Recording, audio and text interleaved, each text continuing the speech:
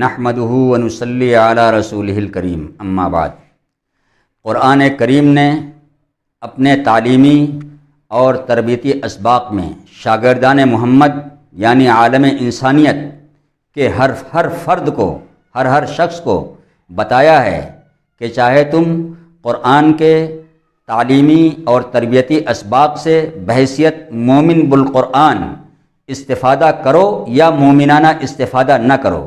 لیکن اتنا ضرور یاد رکھو کہ قرآن کے اسباق کو ترک کرنے یا ان اسباق کی ناقدری اور بے حرمتی کرنے کی وجہ سے بے توجہی، مخالفت یا عداوت کے جو چھینٹے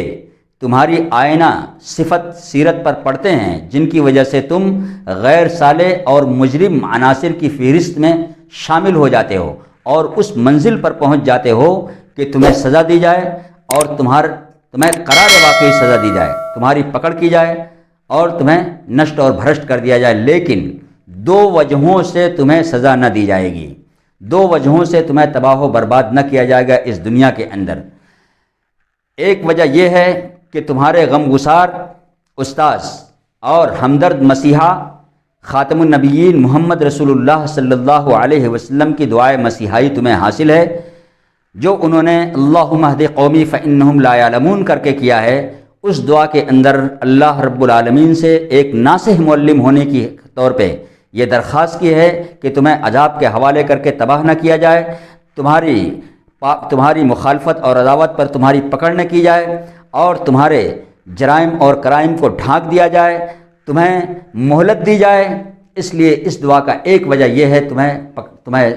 عام سزا نہ دینے کی اور قرار واقعی سزا دے کر تمہیں تباہ نہ کرنے کی، اور دوسری وجہ یہ ہے کہ تم خود بھی اپنے جرائم اور کرائم پر خواہ مجبوراً اور گھبرا ہی کر صحیح اللہ سے معافی مانگتے اور اپنے پالنہار آقا سے تلہ توبہ کرتے رہتے ہو۔ معافی کی درخواست استغفار ہے، استغفار معافی کی درخواست کرنا استغفار ہے۔ یہ استغفار ہر حال میں مؤثر اور عند اللہ منظور ہے، اللہ کے نزدیک مقبول ہونے میں اچوک ہے۔ کبھی استغفار رد نہیں ہوتا، کبھی استغفار بے نتیجہ نہیں رہتا، کبھی استغفار رائے گا نہیں جاتا، استغفار کرنے والے تباہ و برباد نہیں کیے جاتے، استغفار کرنے والے سسکتی اور بلکتی زندگی گزارنے پر مجبور نہیں ہوتے۔ یہ ایک ابدی حقیقت ہے، چاہے استغفار کرنے والے اپنے آپ پیدا کرنے والے آقا کے ثناخوان قدردان مومن بندے ہوں یا اس کے ناقدرے اور نرے دشمنان ہوں، اس سے کوئی فرق نہیں پڑتا۔ جب بھی کوئی بھی محمدی شاگرد یعنی انسانی فرد کوئی بھی انسانی فرد اپنی گناہوں، خطاؤں، اپنی کوتاہیوں، مظالم اور معاصم کو معاف کر دینے کی درخواست اپنے پالنہار آقا سے کرے گا، اپنے ککرموں، دشکرموں، پاپوں، پاکھنڈوں کو ڈھانک دیے جانے کی بنتی کرے گا، اپنے جرموں اور خطاؤں کو معاف کر دینے کی درخواست کرے گا، اپنی مصیبتوں اور مشکلوں کی خاتمے کی التجا کرے گا، درخواست کرے گا کہ اسے نہ اس دنیا میں عذاب دیا جائے نہ آخرت میں عذاب دیا جائے، یا صرف اسی دنیا کے لیے سہولت اور رحمت کا طلبگار ہوگا، لازماً اس کا استغفار قبول کیا جائے گا، اس کی درخواست منظور کی جائے گی۔ استغفار کے ذریعہ کی گئی عملی صداقت ہر حال میں اس کے سامنے ہوگی، استغفار کے ذریعہ کی گئی التجا کو نقدہ نقد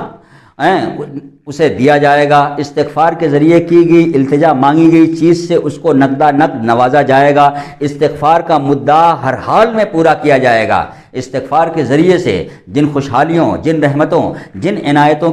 کو بندے نے مانگا ہے اس سے اسے نوازا جائے گا، جن مصیبتوں، آفتوں، مہاماریوں سے اس نے پناہ مانگی، اس سے بچنے کی درخواست کی ہے، اس سے اس کو بچایا جائے گا۔ استغفار تمہارے لیے راہ آہو کراہ میں تڑپنے سے نجات پانے کے لیے ایک واحد ابدی پناہ گاہ ہے۔ اس استغفار کو کرنے کے بعد کوئی بھی انسان